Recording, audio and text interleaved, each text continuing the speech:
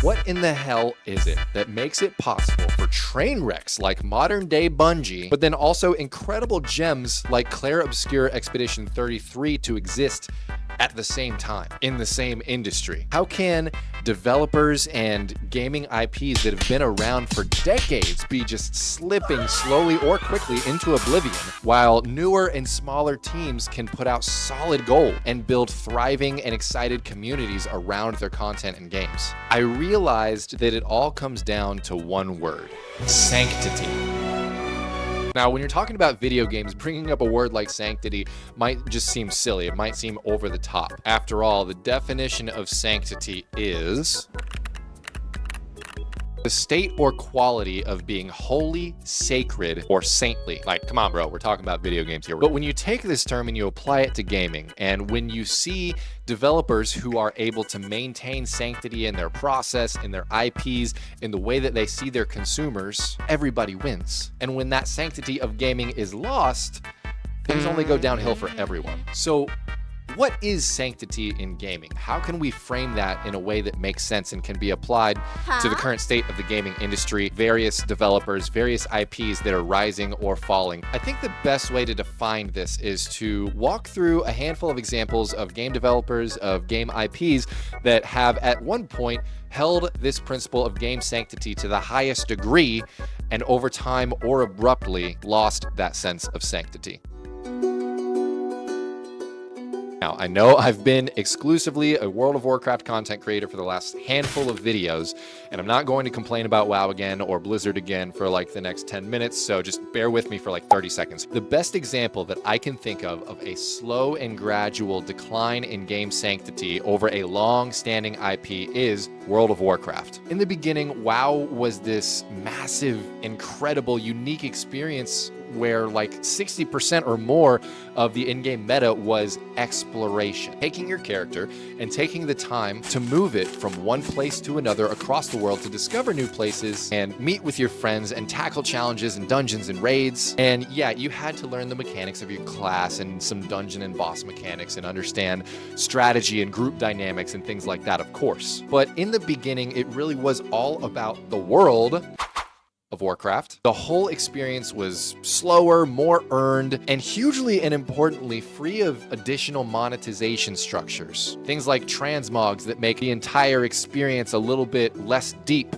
in my opinion. And it was just overall this less massively accelerated process. Now we have a pretty much completely different game where like 5% of the overall meta is that world exploration, and the other 95% is figuring out how to optimize these complex rotations, go through layers of multi-step processes to get better gear, and waiting in queues and randomly grouping with people that you're not going to talk to the entire time you're in a dungeon. It's also flooded with additional monetization opportunities, and it just lacks that sanctity that brought the first tens of millions of players into the game to begin with. Now there is WoW Classic, which, you know, is a way to experience that older school, holistic, slower WoW approach, but honestly, to me, that just seemed like more of a concession and a compensation for the current version of the game that is so far removed from Classic that it looks and feels entirely like a different game that's quite polarizing for its fan base. So here I sit editing this video several days after shooting it, and a couple days after watching Ian Hazzikostas at the Nordic Game Conference this year, talking about the last 20 years of game design, specifically in World of Warcraft. This is a guy who is about as hardcore as it comes when you think about somebody who cares about the sanctity of a game like World of Warcraft. And a lot of the things that he said in this talk made a lot of these decisions that have been made over the last 20 years make a little bit more sense. Now, does it diminish from the fact that a lot of these decisions did take away from the sanctity of World of Warcraft over time? No. But it does make it make more sense in my head why a lot of these decisions were made. When you have a live game that's been in existence for 20 years, A, it's very hard to please everybody. B, it's very hard to continue to create an experience that remains relevant over time and functional over time. So in no way am I like stepping back what I just said about World of Warcraft, but what I do want to do just with this brief little step away is to sprinkle just a little bit of salt on the things that I said in regards to, in a game like World of Warcraft, and a game as massive and long-lived as World of Warcraft, sanctity, I think, can kind of exist on a spectrum, more so than it being just this thing that still exists within the game or doesn't exist at all. It's an evolving sort of thing, and although a lot of the decisions that have been made over the last 10 years are not things that I personally align with, I can understand why those decisions were made to a little bit of a greater degree after watching that video. So I suggest you check it out. I'll link it below if you're a World of Warcraft person like me and are interested in understanding the mind of a team who loves the game just as much as we do, but are also fighting to figure out how to optimize for structure, longevity, and across the board balance and player satisfaction over a long period of time. The Halo games have shown us both the absolute peak of what can be accomplished in video games and what can go wrong when that vision, that sanctity, is lost over time. Bungie released Halo 1 in 2001. Holy shit, that is a long time ago. And followed it up with Halo 2 and 3. All three of these games were pretty much accepted to be like 10 out of 10 perfect experiences in almost every single way. And the culture that Bungie was able to cultivate around it with their fan base was incredible.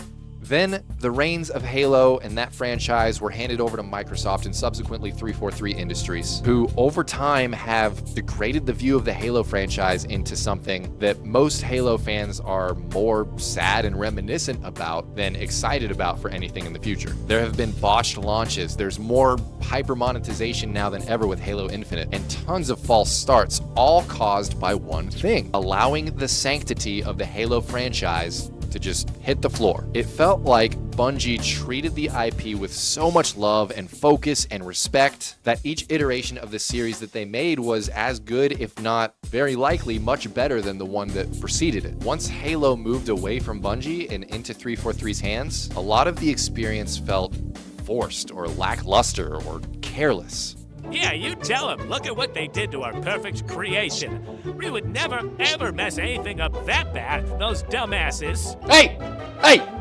Shut up! Shut up! You're next! Who told you you could get out of your corner? Get the fuck back over there! My goodness, as a Halo fan since Halo 1, it has been painful to see Bungie's slow demise over the last decade. And it is a demise that we can blame on one major factor: the fact that as time has passed, Bungie has lost that sanctity of being a game developer. They have degraded into something that really just resembles the gaming industry as a whole a little bit more closely, which is a quarterly profit-seeking machine using the games that they make as the vehicle to get there. And at worst, it has become a company that is so focused on that it doesn't even mind or care or become aware of the fact that its developers are stealing assets directly from other talented artists into their next major IP push. I was honestly so hyped when I started to see some of those first looks into Marathon. It looked really cool, and the art style looked fresh and exciting. If I'd only known from the beginning that there was a super talented artist in the background being stolen from to make these assets pop like they did, I wouldn't have had to go through that rise and fall in excitement where the landing hurt as bad as it did. And had Bungie never lost sight of where they came from and the successes that they had created in the past, and they focused on maintaining that level of sanctity of the process of developing games and running their company, we may not be seeing them in the hot water that they're in today.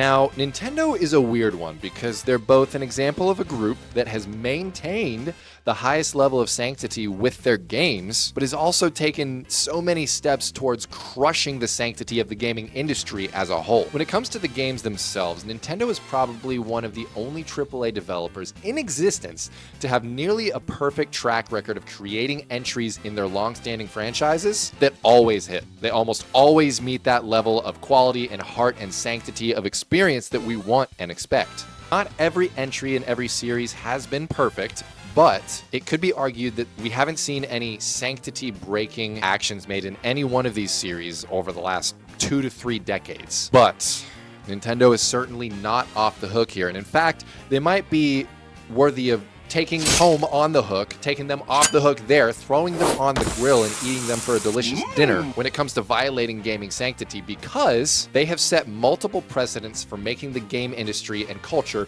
way worse for the gamer over the last several years. I'm talking about things like their sometimes aggressive stance on content creators having claimed content that simply includes their games or music, like threatening to brick Nintendo Switch 2s for any sorts of modifications or unauthorized repairs, like leading the charge into establishing the norm of higher prices for all video games across the board, including remakes of games that are already out in pretty much close to the exact same quality and capacity that they're planning to re-release them in. Like never reducing the price of games that have been out for 5, 10, 15 years. Like creating limited time releases of their beloved IPs that they know people are going to buy and then locking them up in a vault forever, promoting massive FOMO and ramping up that quarterly profit. But one of the stupidest things about this is that it's a limited time offer. After March 31st, 2021, this puppy is not going to be manufactured anymore, and the digital version's being ripped from the eShop. This is Nintendo creating artificial demand. Everybody ran out to buy this in fear that it would be rare and they couldn't get it in a few months.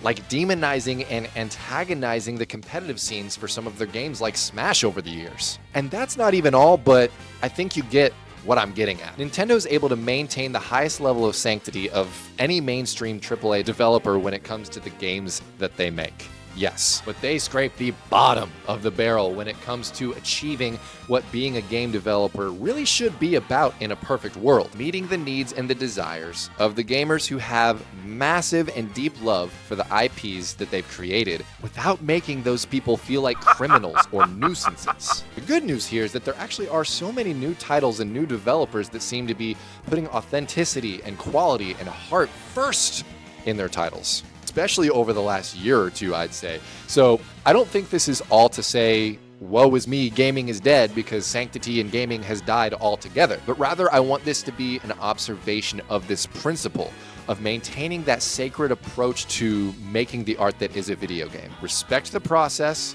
the product, and the consumer, and everyone will have a good time. If you don't, in the short run, you might make some cash. You might even make more cash than you would had you taken more time and put more heart and soul into the projects, cared about the consumers a little bit more.